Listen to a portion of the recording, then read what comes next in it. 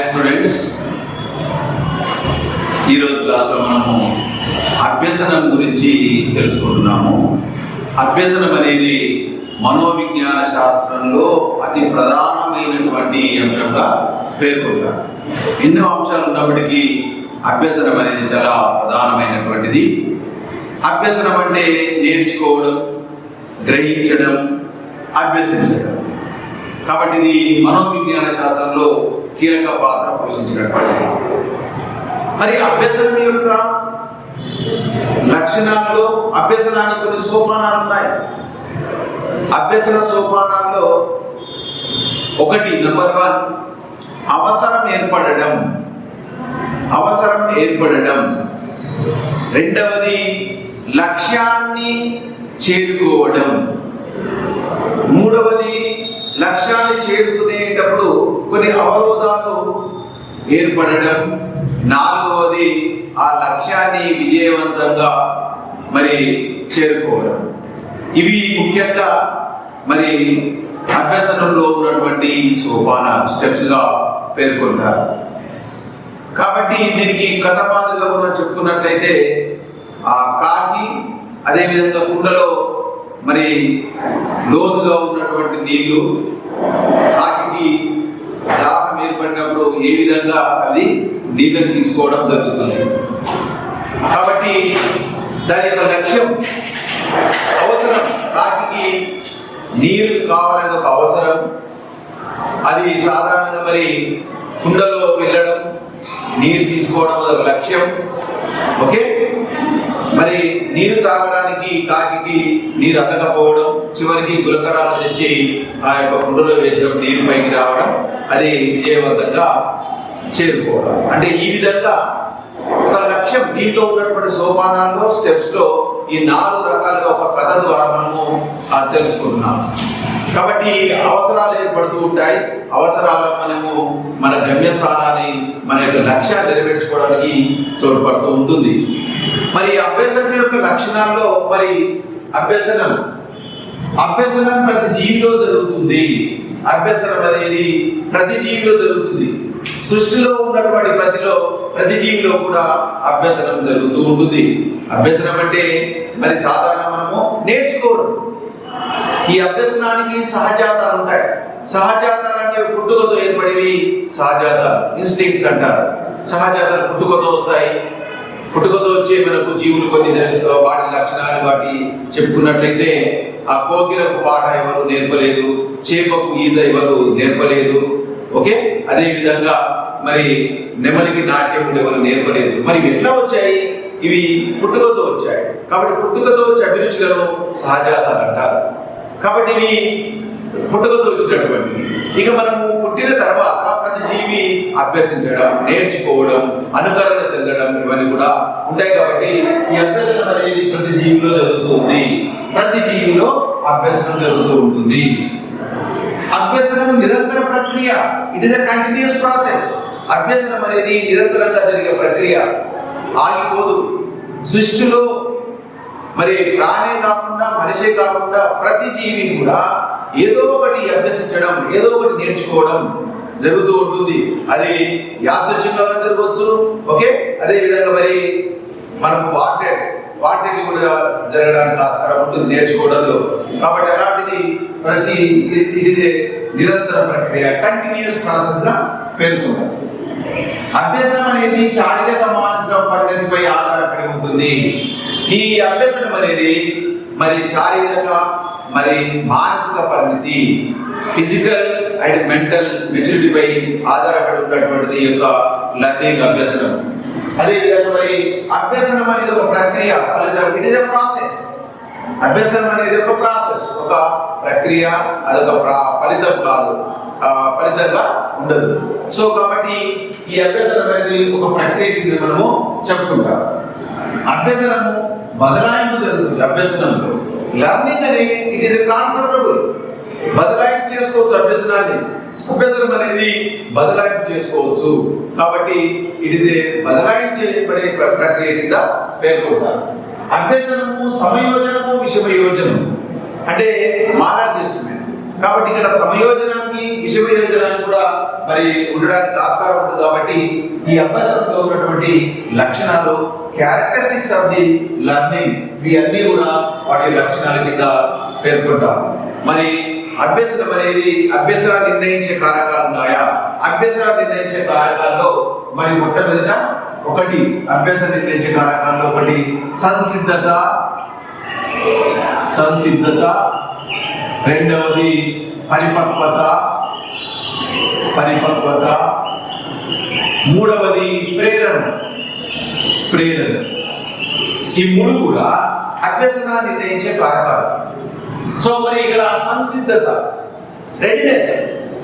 సాధారణంగా విద్యార్థులు తరగతిలో ఉన్నప్పుడు మొట్టమొదటి ఉపాధ్యాయుడు విద్యార్థులను సంసిద్ధపరచవలను. ఎప్పుడైతే సంసిద్ధపరిచినప్పుడే విద్యార్థులు ఆసక్తిగా మరి నేర్చుకోవడానికి శ్రద్ధ వహిస్తారు. కాబట్టి ఈ యొక్క సంసిద్ధత, ఇవి అభ్యసనాన్ని నిర్ణయిస్తాయి. కాబట్టి సంసిద్ధత. రెండవది పరిపక్వత, మెచ్యూరిటీ. పరిపక్వత అనేది ఉంటుంది. మరి పరిపక్వతను బట్టి అభ్యసనం కొనసాగుతుంది. మరి శిశువు పుట్టగానే నడవలేడు, మాట్లాడలేడు, అదే చలన కౌశలాలు అభివృద్ధి చెందలేవు. కాబట్టి నడవడానికి 1 సంవత్సర కాలం, మాట్లాడడానికి 3 సంవత్సరాల కాలం, చలన కౌశలాలు, స్కిల్స్, నైపుణ్యాలు అభివృద్ధి చెందడానికి మరి 5 సంవత్సరాల కాలం పడుతుంది. కాబట్టి అప్పటికప్పుడు నడవలేడు, అప్పటికప్పుడు మాట్లాడలేడు పుట్టగానే. సో ఇవన్నీ కూడా మరి పరిపక్వతను అనుసరించి మాత్రమే అభ్యసనం కొనసాగుతుంది. ప్రేరణ, motivation is the heart of learning అన్న. అభ్యసనానికి ప్రేరణ రాచబాట లాంటిది. కాబట్టి అభ్యసనకు మొట్టమొదటి మోటివేషన్, ప్రేరణ జరపాలి. ఎప్పుడైతే ప్రేరణ ఉంటుందో మరి ధారణ కూడా బాగా వృద్ధి చెందుతుంది. కాబట్టి ప్రేరణ చాలా ముఖ్యమైనది. కాబట్టి అభ్యసనాన్ని నిర్ణయించే కారకాలను మనం చెప్తున్నాం. ఒకటి సంసిద్ధత, పరిపక్వత, ప్రేరణ. ఇవి ముఖ్యంగా ఉన్నటువంటి మరి అభ్యసన సిద్ధాంతాల విషయానికి వచ్చినట్టయితే మరి అభ్యసన సిద్ధాంతాల్లో కొన్ని ముఖ్యమైనటువంటిది మొట్టమొదటిది నిబంధనం, రెండవది యత్నదోష అభ్యసనం, ఓకే, నెక్స్ట్ అంతర్దృష్టి అభ్యసనం. ఇవి ముఖ్యంగా మరి అభ్యసన సిద్ధాంతాల కింద మనము చెప్పుకుంటాం. పరిశీలన అభ్యసనం, ఇవన్నీ కూడా మరి అభ్యసన సిద్ధాంతాలే. దాంట్లో మొట్టమొదటి చెప్పుకునే వాటిలో మరి నిబంధనం, కండిషనింగ్. నిబంధనం అంటే ఏంటి? ఈ నిబంధనం అంటే ఒక ఉద్దీపనకు అప్పటి వరకు లేనటువంటి ప్రక్రియను కృత్రిమంగా కలుగజేయడమే నిబంధనం, కండిషనింగ్. కాబట్టి ఈ కండిషనింగ్ లో ఈ నిబంధనలో 2 భాగాలుగా పేర్కొన్నారు. ఒకటి శాస్త్రీయ నిబంధనం, కార్యసాధక నిబంధనం. మరోసారి చెప్తున్నాను, ఇక్కడ ఒక ఉద్దీపనకు అప్పటి వరకు లేనటువంటి ప్రక్రియను కృత్రిమంగా కలిగించడమే నిబంధనం. దీంట్లో కార్యసాధక, అదేవిధంగా శాస్త్రీయ నిబంధనం. మరి మొట్టమొదటి శాస్త్రీయ నిబంధన గురించి మనము తెలుసుకుందాం. శాస్త్రీయ నిబంధనం, దీన్ని క్లాసికల్ కండిషనింగ్ థియరీ అంటారు. ఆపరేట్ కండిషనింగ్స్ ఇది, అది కార్యసాధక నిబంధన. సరే, మొట్టమొదటి మనం శాస్త్రీయ నిబంధనాన్ని మరి ప్రయోగపూర్వకంగా నిర్వహించినటువంటి వారు ఇవాన్ పావ్లో, రష్యా దేశస్థుడు. మరి అతను సైకాలజిస్ట్ కాదు, మరి శరీర ధర్మ శాస్త్రజ్ఞుడు. ఈ యొక్క ఇవాన్ పావ్లో రష్యా దేశస్థుడు. ఇతను తన ప్రయోగానికి ఒక యానిమల్, అది జంతువు అయినటువంటి కుక్కను ఎన్నుకున్నాడు. ఓకే, ఆ కుక్క ద్వారా ఇతని ఉద్దేశం ఏంటి? సహజ ఉద్దీపనే కాకుండా కృత్రిమ ఉద్దీపన ద్వారా కూడా సహజ ప్రతిస్పందన తీసుకురావాలనేది అతని యొక్క ఉద్దేశం ఈ యొక్క ప్రయోగంలో. కాబట్టి ఇతను తన ప్రయోగానికి ఉపయోగించినటువంటి వాటిలో యానిమల్ కుక్కను తీసుకున్నాడు. ఒక ప్రయోగశాలలో ఆ కుక్కను బంధించాడు.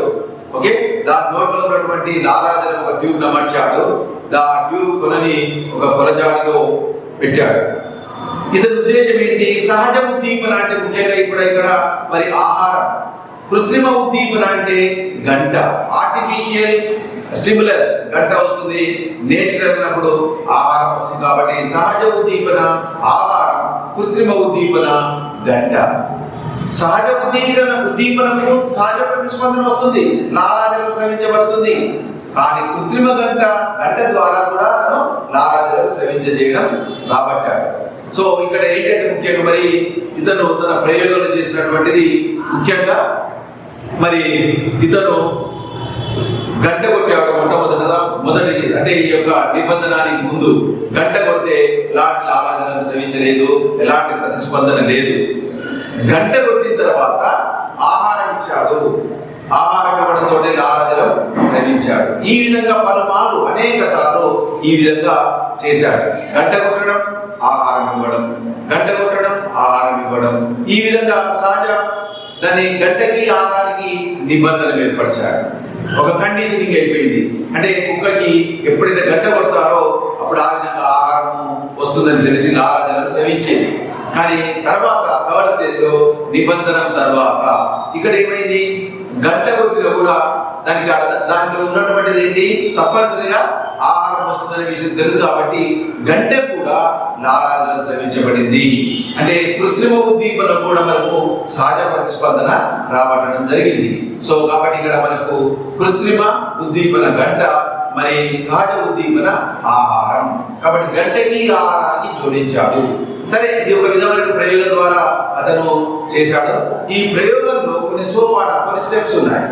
ఇవి చాలా ఎగ్జామినేషన్ పాయింట్ ఆఫ్ వ్యూలో కొన్ని సందర్భాల్లో సీక్వెన్స్ గా అడుగుతుంటారు. దాంట్లో ముఖ్యంగా చెప్పుకున్నటువంటి వాటిలో మరి పునర్బలనం, రీఇన్ఫోర్స్మెంట్. పునర్బలనం అంటే ఆహారానికి గంటకు ఎంత ఎక్కువ జోడిస్తే అంత ఎక్కువగా మనకు లాలాజలం స్రవించబడుతుంది అన్నమాట. అంటే గంటకి ఆహారానికి ఎక్కువ జోడించడం అంటే సాధారణంగా రీఇన్ఫోర్స్మెంట్. విద్యార్థులను తరగతి గదిలో బాగా మెచ్చుకున్నట్లయితే ఇంకా పరీక్షలో కానీ చదవడంలో కానీ మంచిగా రాణించగలుగుతారు. కాబట్టి ఈ విధంగా అప్లికేషన్ టైప్ అనుప్రయుక్తంగా అడిగినప్పుడు, అనుప్రయుక్త క్వశ్చన్స్ వచ్చినప్పుడు ఈ విధంగా చెప్పడం జరుగుతుంది. కాబట్టి పునర్బలనం, రీఇన్ఫోర్స్మెంట్ ఎంత ఎక్కువగా జోడిస్తే, విద్యార్థులు ఎంత ఎక్కువగా మెచ్చుకుంటే, విద్యార్థులకు ఎంత ఎక్కువగా నీకు మరి ఒక విధమైనటువంటి బహుమతులు కానీ ఇతరత్ర ఇచ్చినట్లయితే అది అంత ఎక్కువగా మరి రాణించగలుగుతారు. కాబట్టి పునర్బలనం. రెండవ నియమం విరమణ, ఎక్స్టెంట్ విరమణ. సాధారణంగా మరి విరమణ తీసుకున్నప్పుడు మరి గంటను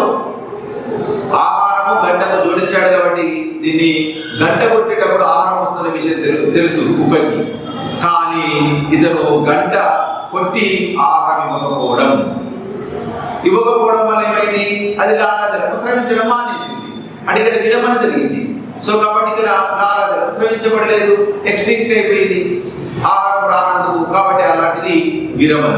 దీన్ని అప్లికేషన్ బోర్డు అడిగినప్పుడు సాధారణంగా మరి ఉపాధ్యాయుడు విద్యార్థులను సరైన సమయానికి బడికి వస్తే బహుమతులు ప్రకటించాడు. విద్యార్థులు కూడా సరైన సమయానికి బడికి వచ్చాడు. కొంతకాలం తర్వాత ఉపాధ్యాయుడు బహుమతులను ఇవ్వడం మానేశాడు. విద్యార్థులు కూడా సరైన సమయానికి బడికి రావడం మానేశాడు. అంటే ఏ విధంగా మనకి అప్లికేషన్ తీసుకున్నప్పుడు విరమింపజేయడం అంటే విద్యార్థుల్లో ఉన్నటువంటి చెడు అలవాటును మనము మార్పించడానికి ఈ విరమణ అనే నియమాన్ని మనము తీసుకుంటున్నాం. కాబట్టి అప్లికేషన్ ఆ విధంగా అడిగినప్పుడు తెలుసుకోవచ్చు. అయత్న సిద్ధ స్వాస్థం, స్పాంటేనియస్ రికవరీ, ఇవి వరుస క్రమంలో ఉండాలి. ఈ ఇవాన్ పౌలో చెప్పినటువంటి అయత్న సిద్ధ స్వాస్థం. ఎప్పుడైతే కొన్ని సందర్భాల్లో మరి ఈ యొక్క గంటను విరమింపజేసినప్పటికీ మరి సాధారణంగా మరి అయత్న సిద్ధ స్వాస్థంగా అంటే స్పాంటేనియస్ రికవరీ ద్వారా కూడా కొన్ని సందర్భాల్లో గంట కొట్టడంతో కూడా లాలాజలం రావడం అనేది జరుగుతుంది. కాబట్టి అంటే సాధారణంగా తరగతి గదిలో కొన్ని సందర్భాల్లో యావరేజ్ కంటే తక్కువ విద్యార్థులు కొన్ని సందర్భాల్లో మార్కులు ఎక్కువ రావడానికి కూడా ఆస్కారం ఉంటుంది. అది మనం స్పాంటేనియస్ అయత్న సిద్ధ స్వాస్థ్యం కింద తీసుకుంటాం, స్పాంటేనియస్ రికవరీ. నెక్స్ట్ జనరలైజేషన్, సామాన్యీకరణం. అంటే ఒక ఉద్దీపన పోలేటువంటిది ఉన్నటువంటిది మరొక ఉద్దీపన ద్వారా ఆ నిబంధన విస్తరించబడుతుంది. సాధారణ వ్యక్తికి పాము అంటే చాలా భయం. కొన్ని సందర్భాల్లో రోడ్డు పైన తాను ఉందని పాముగా భ్రమించడం, అది సామాన్యీకరణానికి ఎగ్జాంపుల్ తీసుకోవచ్చు. జనరలైజేషన్ అయింది. కాబట్టి ఇక్కడ జనరలైజేషన్ అన్నప్పుడు మరి తెలుపువన్నీ పాలనుకుంటారు, మెరిసేవన్నీ బంగారం అనుకుంటారు. ఓకే, లాయర్లు ధరించే దుస్తులు అవి నల్ల కోటు ఉన్నటువంటిది వాళ్ళు లాయర్స్ అనుకుంటారు, నలుపు ధరిస్తే. తెలుపు ధరిస్తే డాక్టర్లు అనుకుంటారు. అంటే ఇది సామాన్యీకరణం జరిగింది, జనరలైజేషన్ జరిగింది. కాబట్టి ఇది సామాన్యీకరణం. సో దీనికి ఆల్బర్ట్ అంటే మనకు జేపీ వాట్సన్ ఒక ప్రయోజనం చేశాడు. వాట్సన్ ఒక 11 నెలల బాలుపై ప్రయోజనం చేశాడు. ఈ సామాన్యీకరణలో 11 నెలల బాలునికి సాధారణంగా మరి ఒక ఎలుకను తెల్ల రంగులో ఉన్న ఎలుకను అతను సమీపిస్తే కొద్దీ పెద్ద శబ్దం చేశాడు. ఎలుకను సమీపిస్తే కొద్ది పెద్ద శబ్దం చేశాడు. ఆ ఎలుక భయానికి, ఆ తెలుపు రంగుకి ఆ పిల్లవాడు, ఆల్బర్ట్ అనే పిల్లవాడు 11 నెలలు, కొన్ని సందర్భాల్లో ఆల్బర్ట్ అనే బాలు వయసు కూడా పడుతుంటారు కాబట్టి 11 months ఉన్నటువంటి బాలుడు భయపడ్డాడు ఆ యొక్క శబ్దానికి. ఇక పిల్లవాడికి తెలుపు రంగులో ఉన్న ఏ వస్తువైనా, ఏ ప్రాణి అయినా అతను భయపడసాగాడు. అంటే తెలుపు రంగును అతను సామాన్యీకరణం చేసుకున్నాడు. ఇది జనరలైజేషన్. కాబట్టి ఆ రంగుకే అతను మరి ఈ యొక్క భయం అనేది మరి కొనసాగించాడు, సామాన్యీకరణం చేసుకున్నాడు. అది 4వది. దానికి అపోజిట్ గా సామాన్యీకరణం నెక్స్ట్. అదేవిధంగా మనకు మరి ముఖ్యంగా చెప్పుకున్నటువంటి వాటిలో మనకు మొట్టమొదటి మనము చెప్పుకున్నటువంటి వాళ్ళు పునర్బలనం, విరమణ, ఆయత సిద్ధ స్వాస్థం, సామాన్యీకరణం, విచక్షణ, డిస్క్రిమినేషన్. విచక్షణ, ఇక్కడ విచక్షణ అంటే వివిధ విషయాల మధ్య తేడాను, వివిధ వస్తువుల మధ్య తేడాను, వివిధ రంగుల మధ్య తేడాను తెలుసుకోవడమే విచక్షణ. దానికన్నా ముందు చెప్పుకున్నటువంటి సామాన్యీకరణానికి ఇది వ్యతిరేకం. తెలుపువన్నీ రంగులో ఉన్నాయి పాలనుకుంటారు, కానీ ఫినైల్ కూడా తెలుపు రంగులో ఉంటుంది, అవి పాలు కాదు కదా. నలుపువన్నీ పక్షులే. ఓకే, నలుపువన్నీ కాకులే, నలుపు రంగులో కాకులు అనుకుంటారు. ఇక్కడ నలుపు రంగులో ఉన్నవి కోకిల కూడా నలుపు రంగు, కాబట్టి డిస్క్రిమినేషన్. అదేవిధంగా మరి ముఖ్యంగా మనం చెప్పుకున్నటువంటి వాటిలో అక్కడ తెలుపు రంగులో ఉన్న దుస్తులు ధరించేవారు డాక్టర్స్ అనుకుంటాం, కానీ మిగతా వ్యక్తులు కూడా తెలుపు రంగు మరి కాంపౌండర్ కూడా మరి తెలుపు రంగులో ఉన్నటువంటి గౌన్ ధరిస్తాడు. కాబట్టి విచక్షణ, డిఫరెన్షియేషన్. సో ఈ విధంగా మెరిసేదంతా బంగారం అంటున్నాం అక్కడ, కానీ కొన్ని అలోహాలు కూడా కలుస్తూ ఉంటాయి, వాటిని కూడా మనము బంగారం అనడానికి వీలేదు. కాబట్టి విచక్షణ జరిగింది, అంటే డిస్క్రిమినేషన్ జరిగింది, వివిధ విషయాల మధ్య తేడాను గ్రహించారు. ఉన్నత క్రమ నిబంధనలు 6వది హయ్యర్ ఆర్డర్ కండిషనింగ్. ఉన్నత క్రమ నిబంధన, గంటకు ఆహారం జోడిస్తే లాలాజలం స్రవించబడుతుందో, గంటకి మరి దీపాన్ని కూడా జోడిస్తే లాలాజలం స్రవిస్తుంది. అంటే దీనికి సాధారణంగా మనకు అప్లికేషన్ అనుప్రయుక్తం తీసుకున్నట్లయితే ఇక్కడ ముఖ్యంగా చెప్పుకునేటువంటిది, ఒక పిల్లవాడికి ఇంజెక్షన్ అంటే భయం, ఇంజెక్షన్ తీసుకోవడానికి భయం, కానీ ఆ పిల్లవాడికి హాస్పిటల్ అన్నా, ఆ హాస్పిటల్ వీధిలో వెళుతున్నా ఆ భయం అనేది ఇంకా కొనసాగుతుంది. అంటే ఉన్నత క్రమ నిబంధనల్లో అలాంటిది మరి నిబంధన చేసుకోవడం జరుగుతుంది. కాబట్టి అదే కాకుండా కొంతమంది సాధారణంగా ఇక్కడ మరి వారు వీర శివాజీ పాఠ్యాంశాన్ని పాఠాన్ని విన్న తర్వాత అతను ఆ వ్యక్తి సైనికుడిగా చేరడం. కాబట్టి ఈ విధంగా వీర సైనికుడిగా చేరడం. సో ఇవన్నీ కూడా మరి ముఖ్యంగా ఈ యొక్క 6 నియమాల కింద ఈ యొక్క క్లాసికల్ కండిషనింగ్, ఇది శాస్త్రీయ నిబంధన అనేది ఈ విధంగా జరుగుతుంది. శాస్త్రీయ నిబంధనలో వరుస క్రమంలో ఎగ్జామినేషన్ అంటారు. మొట్టమొదటి పునర్బలనం, 2వది విరమణ, 3వది ఆయత సిద్ధ స్వాస్థం, 4వది సామాన్యీకరణం, 5వది విచక్షణ, 6వది ఉన్నత క్రమ నిబంధనం. ఇవి ఈ విధంగా మనకి చెప్పుకున్నటువంటి, అంటే ఇతను ప్రయోగంలో చేసినటువంటివి అప్లికేషన్ అడిగినప్పుడు మనము ఈ విధంగా నియమాల కింద తీసుకుంటాం. ఇది శాస్త్రీయ నిబంధన. ఇక కార్యసాధక నిబంధనపై ప్రయోగాలు జరిపిన వారు మరి స్కిన్నర్ అమెరికా దేశస్థుడు. The art of teaching and అతను రాసినటువంటి గ్రంథము మరి ఒక ప్రత్యేకమైన గ్రంథము ఆర్ట్ ఆఫ్ టీచింగ్. సరే, అతను ఒక ప్రత్యేకమైన గ్రంథాన్ని కూడా రాశాడు. అతను తన ప్రయోగాన్ని మరి ఎలుకపై చేశాడు, ర్యాట్. కాబట్టి ర్యాట్ పై చేశాడు.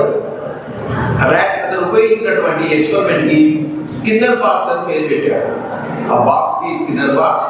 ఆ స్కిన్నర్ బాక్స్ లో ఆకలితో ఉన్నటువంటి ఒక ఎలుకను ఉంచాడు. అక్కడ ప్రయోగశాలలో కుక్కను ఉంచారు, ఇక్కడ స్కిన్నర్ బాక్స్ లో ఎలుకను ఉంచాడు. ఆకలిగా ఉన్న ఎలుక అంటున్నాం. ఆహారం ఎలుకలు ఒక విధంగా దానికి ప్రైవసీగా, అంటే కనిపించకుండా ఏ విధంగా వస్తాయని తెలియకుండా దాన్ని ఒక అమర్చాడు. సో ఇక్కడ ఆకలిగా ఉన్న ఎలుక మొత్తం ర్యాండమ్ గా మొత్తం చుట్టూ తిరుగుతూ ఉంటుంది. దొరకలేదు, ఆహార గింజలు లేవు, బయటికి రావడానికి ఎన్నో ప్రయత్నాలు చేస్తుంది. ప్రయత్నాలు కూడా విఫలమైపోతాయి. మరి తన ప్రయోగంలో అనుకోకుండా యాదృచ్ఛికంగా ఒక మీటర్ నొక్కడం వల్ల ఆహార గుళికలు వచ్చేస్తాయి. ఆహార గుళికలు రావడంతో ఎలుకలు తెలిసిపోయింది. అంటే ఇక్కడ ఒక మీటర్ నొక్కడం వల్ల ఆహార గుళికలు వచ్చాయి. కాబట్టి అవసరం అనుకున్నప్పుడల్లా సో ఈజీగా దాని మీటర్ నొక్కడం ప్రారంభించింది అని ఈ యొక్క ఎక్స్పెరిమెంట్ అతను జరిపినట్టు. మరి ఈ ప్రయోగం వల్ల మనం ఏ విధంగా అప్లికేషన్ టైప్ అడిగినప్పుడు స్కిన్నర్. సో మరి అతను జరిగినటువంటి ప్రయోగంలో ఈ కార్యసాధక నిబంధనం, దీన్ని ఆపరెంట్ కండిషన్ థియరీ అంటారు ఇంగ్లీష్ లో. Operant condition theory. ఈ కార్యసాధక నిబంధనలో సాధారణంగా మరి అప్లికేషన్ అడిగినప్పుడు మరి పావని అనే అమ్మాయి పాఠశాలలో పావురాలకు గింజలను వెదజల్లింది, ఆహార గింజలు వెదజల్లింది. అది చూసిన ఉపాధ్యాయుడు తరగతి గదిలో మెచ్చుకున్నాడు. మెప్పుకు ప్రేరేపితులైన పావని అలాంటి పనులనే చేయడం అలవాటుగా మార్చుకుంది అనేది ఇది అప్లికేషన్ ఉన్నప్పుడు. ఇది ఏ నిబంధన కిందకి వస్తుంటే కార్యసాధక నిబంధన. ఆ పావని అమ్మాయికి చెప్పలే ఆహార గింజలు పావురాలకు ఏమని, కానీ ఆమె తనంతట తాను, ఇక్కడ ఎలుక కూడా ఇక్కడ మీట ముందు నొక్కమని మరి చెప్పలే. అది యాదృచ్ఛికంగా అది జరగడం వల్ల ఆహార గింజలు వచ్చాయి. ఇక్కడ పావని కూడా ఎవరు కూడా పావురాలకు గింజలు ఏమని చెప్పలే, కానీ ఆ స్వతహా ఇన్నేట్ క్యారెక్టర్ గా సో ఆ విధంగా చేయడం వల్ల మరి అతను అలవాటుగా మార్చుకుంది. రెండో మనకు అనుప్రయుక్త అప్లికేషన్ అడిగినప్పుడు ఒక విద్యార్థి ఒక అంధుణ్ణి బస్ ఎక్కించాడు. అది చూసిన ఉపాధ్యాయుడు తరగతిలో మెచ్చుకున్నాడు. మెప్పుకు ప్రేరేపిన విద్యార్థి అలాంటి పనులనే అలవాటుగా మార్చుకున్నాడు. సో ఇది కూడా మనకి ఈ యొక్క ఆపరెంట్ కండిషన్ ఇది కార్యసాధక నిబంధనం. ఒక కార్యం చేశారు, ఒక కార్యం అంటే పని కాబట్టి ఆ పనికి సంబంధించిన చేశారు కాబట్టి ఈ అప్లికేషన్ అనేటప్పుడు ఈ విధంగా ఉంటుంది కార్యసాధక నిబంధన. ఈ కార్యసాధక నిబంధన వల్ల విద్యారంగంలో ఒక వినూతమైనటువంటి కార్యక్రమం చేపట్టారు. అది ఎక్కడంటే అమెరికా దేశంలో ఓహియో యూనివర్సిటీలో టీచింగ్ మిషన్ బోధనా యంత్రాన్ని కనిపెట్టారు. టీచింగ్ మిషన్ కనిపెట్టారు అమెరికాలో ఓహియో విశ్వవిద్యాలయంలో. దాన్ని కనుగొన్న వారు ఎస్ఎల్ ప్రెస్సీ, మళ్ళీ దాన్ని డెవలప్ చేసిన వారు స్కిన్నరే. అంటే ఆ టీచింగ్ మిషన్ కనిపెట్టిన వారు ఎస్ఎల్ ప్రెస్సీ అయినప్పటికీ దాన్ని డెవలప్ చేసిన వారు స్కిన్నర్. కాబట్టి బోధనా యంత్రంలో ముఖ్యంగా తెలుసుకున్నటువంటి వాటిలో మరి ఒక అంశాన్ని తీసుకున్నప్పుడు దాన్ని ముఖ్యంగా అనేక భాగాలుగా విభజిస్తారు. 1 2 3 4 5 6 7 8 ఒక అంశాన్ని తీసుకున్నప్పుడు ఆ విధంగా ఉంటుంది. విద్యార్థి ఒకటో అంశం నేర్చుకున్న తర్వాత మాత్రమే రెండో అంశం నేర్చుకున్న 3 ఈ విధంగా నేర్చుకోవడం జరుగుతుంది. ఇది బోధన యొక్క కార్యసాధక నిబంధనం. అంటే ఇక్కడ ఏం జరిగింది? సెల్ఫ్ లెర్నింగ్ జరిగింది, స్వీయ బోధన జరిగింది. సెల్ఫ్ లెర్నింగ్, స్వీయ బోధన. కాబట్టి ఇక్కడ ఆ ప్రయోగంలో కూడా ఎలుక ఏం చేసింది? తనకు ఎవరో చెప్పలే ఇక్కడ మీట ఉంది అది నొక్కండి, కానీ అది సెల్ఫ్ గా మరి నేర్చుకొని ఆహార గింజలను మరి తినడానికి ఆ విధంగా ప్రయోగపూర్వకంగా అది మీట నొక్కడం, గింజలు రావడం, తినడం. సో ఇక్కడ కూడా మరి ఈ యొక్క కార్యసాధక నిబంధన వల్ల ఆపరేట్ కండిషన్ దీని వల్ల ఈ విధంగా మరి సెల్ఫ్ లెర్నింగ్ చేస్తున్నాడు విద్యార్థి. కాబట్టి ఈ యొక్క బోధనా రంగంలో ఈ యొక్క కార్యసాధక నిబంధన వల్ల కార్యక్రమయుత అభ్యసనం మరి రావడం జరిగింది. ప్రోగ్రామ్ లెర్నింగ్ కార్యక్రమయుత అభ్యసనం అనేది రాబట్టడం జరిగింది. కాబట్టి ఈ యొక్క నిబంధన అనే దాంట్లో మనం చెప్పుకున్నట్టు రెండు రకాలుగా చెప్పుకున్నాం. ఒకటి క్లాసికల్ కండిషనింగ్, రెండోది operant conditioning. Classical conditioning Ivan Pavlov, operant conditioning లో మాత్రము మరి బిఎఫ్ స్కిన్నర్. సో మరి ఇక్కడ ఇవాన్ పౌలో ఇతను సైకాలజిస్ట్ కాదు, శరీర ధర్మ శాస్త్రజ్ఞుడు. మరి బిఎఫ్ స్కిన్నర్ మాత్రం ఇక్కడ మనకు సైకాలజిస్ట్ గా పేర్కొంటాం. ఇతను రష్యా దేశస్థుడు, ఇతను అమెరికా దేశస్థుడు. కాబట్టి ఇక్కడ ముఖ్యంగా ఇక్కడ ఒక విధమైనటువంటి ఉద్దీపనకు సంబంధించి ఉంది. ఇక్కడ ఎస్ థియరీ అంటే స్టిమ్యులస్ ఉద్దీపన ఉంది. ఇక్కడ ఆర్ థియరీ అంట ప్రతిస్పందన ఉంది. ఇక్కడ ఎస్ ఉంది, ఇక్కడ ఆర్ ఉంది. కాబట్టి ఎస్ టైప్ నిబంధన, ఆర్ టైప్ నిబంధనగా పేర్కొంటారు. కాబట్టి మనకు ఈ యొక్క నిబంధన అనే ప్రక్రియలో మనకు ఈ అభ్యసన సిద్ధాంతాలు ఆ నిబంధన ఏ విధంగా రెండు రకాలుగా ఉన్నటువంటిది మనము చెప్పుకున్నాం. కాబట్టి ఎక్కువగా ఎగ్జామినేషన్ లో అడిగే క్వశ్చన్స్ ఈ యొక్క నిబంధన సంబంధించిన వాటిలో అనుప్రయుక్త ప్రశ్నలు అంటే అప్లికేషన్ మెథడ్లు ఎక్కువ అడుగుతుంటారు. కాబట్టి ఆ యొక్క నియమాలను బట్టి మనము చెప్పుకోవచ్చు. సరే, మరొకసారి మన పునరావృతం చేసుకున్నట్లయితే, రీకాల్ చేసుకున్నట్లయితే ఏ విధంగా operant conditioning theory and classical conditioning theory వాటికి సంబంధించిన నియమాలు ఏంటి, కాబట్టి వీటిని జనరల్ గా ఏ విధంగా వాళ్ళు తెలుసుకొని చేసినటువంటి ప్రయోగాలు అనేది మనము చెప్పుకోవచ్చు. ఓకే.